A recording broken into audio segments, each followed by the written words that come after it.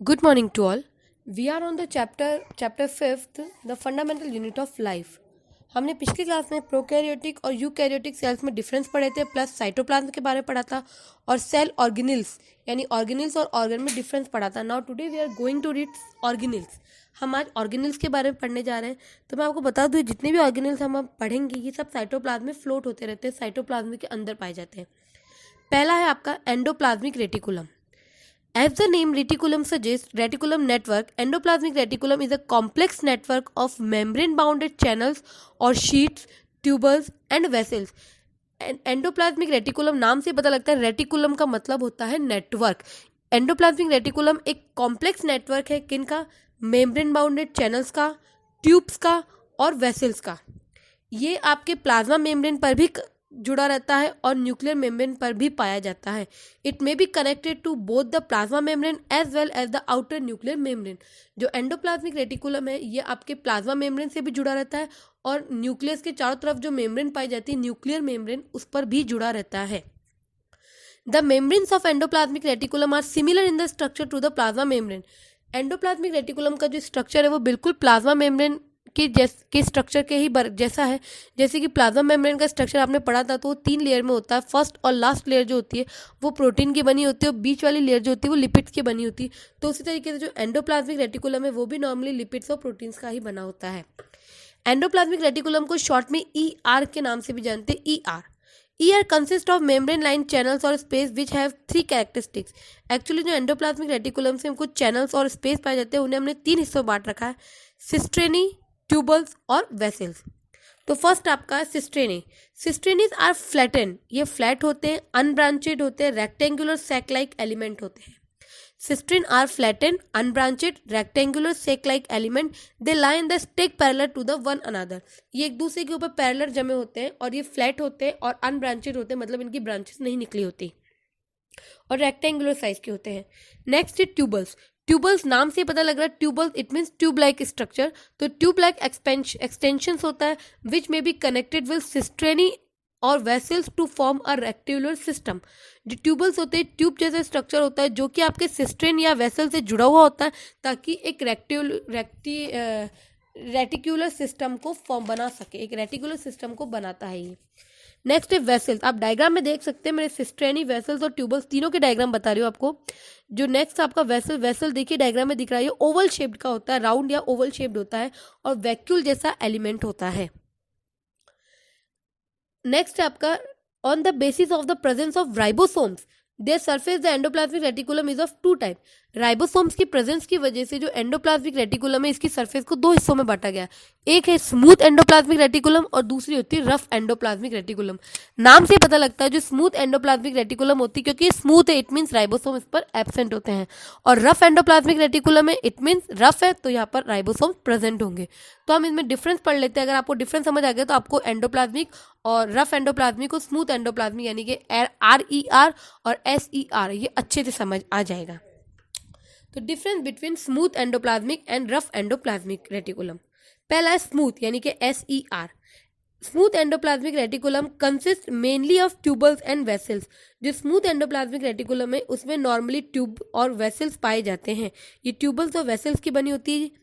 जबकि जो rough endoplasmic reticulum है इट मेनली कंसिस्ट ऑफ सिस्ट्रीन. इसके जो रफ एंडोप्लाज्मिक रेटिकुलम है इसमें सिर्फ सिस्ट्रीन पाए जाते हैं.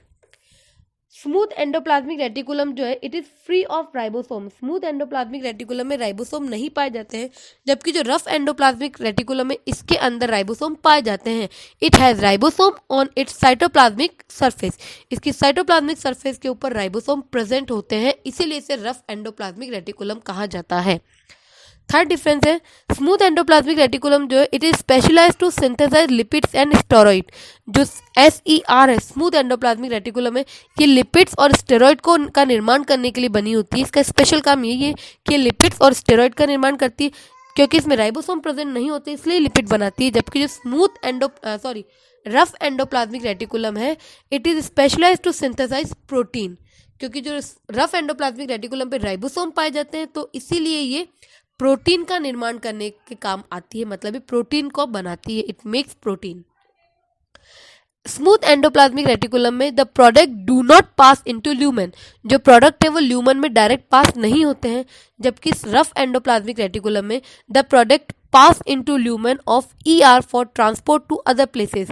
जो रफ एंडोप्लाज्मिक रेटिकुलम में जो प्रोडक्ट है वो ल्यूमेन ईआर एंडोप्लाज्मिक रेटिकुलम के ल्यूमेन में सीधे ट्रांसपोर्ट किए जा सकते ताकि वो दूसरी जगहों पर भी जा सके।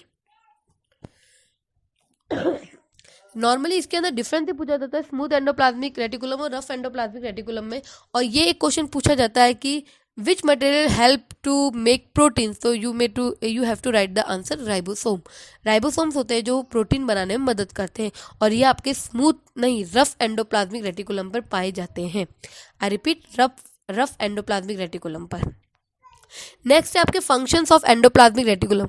नॉर्मली अगर देखा जाए तो दोनों के ही, चाहे रफ हो चाहे स्मूथ एंडोप्लाज्मिक रेटिकुलम हो, इनके फंक्शन कॉमन होते हैं, लेकिन सिर्फ एक या दो फंक्शन ऐसे हैं जो स्मूथ एंडोप्लाज्मिक शो करता है और रफ एंडोप्लाज्मिक शो नहीं करता है, और रफ एंडोप्लाज्मिक रेटिकुलम कुछ और फंक्शन शो करता है। It means maximum common function है, लेकिन मुश्किल से एक या दो फंक्शन ही ऐसे जो दोनों में अलग अलग है। पहला है ER act as a structural framework. यहाँ पर ईआर से मतलब है एंडोप्लाज्मिक रेटिकुलम। तो जो ईआर है ये स्ट्रक्चरल फ्रेमवर्क बनाता है और सेल को सपोर्ट, मैकेनिकल सपोर्ट देता है और शेप प्रोवाइड कराता है। सेकेंड है ER help in transportation of material in a directional flow. जो एंडोप्लाज्मिक रेटिकुलम में ये मटेरियल को ट्रांसपोर्ट करने में मदद करती है, मटेरियल्स का ट्रांसपोर्ट करती है। थर्ड है endoplasmic reticulum plays a significant role in formation of cell membrane such as membrane biogenesis. Endoplasmic reticulum जो है वो सेल मेम्ब्रेन बनाने में मदद करता है। कैसे मदद करता है वो मैं बताती हूँ। एक्चुअली जो सेल मेम्ब्रेन है वो प्रोटीन और लिपिड्स की बनी होती है, तो जो एंडोप्लाज्मिक रेटिकुलम है ये प्रोटीन और लिपिड दोनों को सिंथेसाइज करता है, यानी प्रोटीन और लिपिड दोनों ही एंडोप्लाज्मिक रेटिकुलम में बनते हैं, और ये दोनों ही मटेरियल लिपिड्स और प्रोटीन जो सेल मेम्ब्रेन या प्लाज्मा मेम्ब्रेन बनने में मदद करते हैं। इसलिए एंडोप्लाज्मिक रेटिकुलम डायरेक्ट या इनडायरेक्ट प्लाज्मा मेम्ब्रेन बनाने में मदद करता है, जिसे मेम्ब्रेन बायोजेनेसिस कहा जाता है।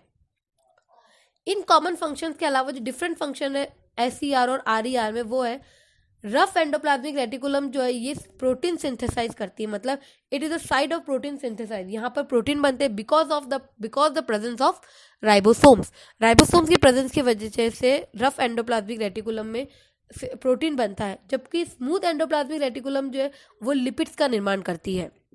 क्वेश्चन बनता है where do lipid formation take place, where do lipid formation take place, lipid कहाँ बनते हैं, तो इसका आंसर होगा आपके स्मूथ एंडोप्लाज्मिक रेटिकुलम में। और अगर प्रोटीन सिंथेसाइज से रिलेटेड क्वेश्चन आया तो वो बनेगा रफ एंडोप्लाज्मिक रेटिकुलम में। Smooth endoplasmic reticulum play a major role in detoxification of poisons and drugs in the liver cells of vertebrate animal. जो स्मूथ एंडोप्लाज्मिक रेटिकुलम है ये हमारे लीवर सेल के अंदर जो पॉइजन और ड्रग्स होते हैं उनको डिटॉक्सिफाई करती है, मतलब उनको जहरीला होने से रोकती है, उन्हें जहर बनने से रोकती है वर्टिब्रेट एनिमल्स में। इसके अलावा इसका लास्ट फंक्शन है कि कैल्शियम आयन को रिलीज करती है, जो कि हमारे मसल कॉन्ट्रैक्शन के लिए बहुत ही ज़रूरी होता है। It release calcium ion which is required for the muscle contraction. यहाँ पर मैं अपना टॉपिक कंप्लीट करती हूँ। नेक्स्ट टॉपिक आपका होगा गॉल्जी ऑपरेटर्स, जो हम कल कंप्लीट करेंगे। तब तक के लिए थैंक यू। उम्मीद करूँगी आपको इतना समझ आ गया होगा।